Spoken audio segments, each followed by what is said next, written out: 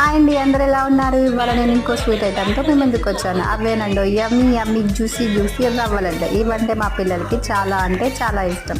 దీనికోసం బొంబాయి రవ్వ, పచ్చి కొబ్బరి తురుము, నెయ్యి మూడింటిని బాగా కలిపి పక్కన ఉంచుకోండి.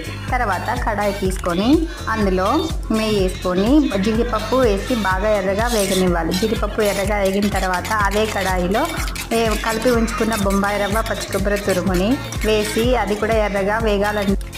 రవ్వ ఎంత ఎర్రగా అయితే లడ్లు అంత టేస్టీగా వస్తాయి. ఇది మీకు నచ్చితే లైక్, షేర్, సబ్స్క్రైబ్ చేసుకోండి. తర్వాత చక్కెర ఇలాచి వేసి బాగా మెత్తగా గ్రైండ్ చేసుకోండి. బొంబాయి రవ్వని చక్కెర పొడిని బాగా కలుపుకోవాలి. అందులో వేయించిన జీడిపప్పు, కాసిన్ని పాలు, తగినన్ని పాలు వేసుకొని బాగా కలుపుకొని లడ్డు చుట్టుకోండి. అంతేనండో, యమ్మీ యమ్మీ జ్యూసీ జ్యూసీ రవ్వ లడ్డు అయితే రెడీ. మీ పిల్లలకి ఇవ్వండి, చాలా ఇష్టపడతారు.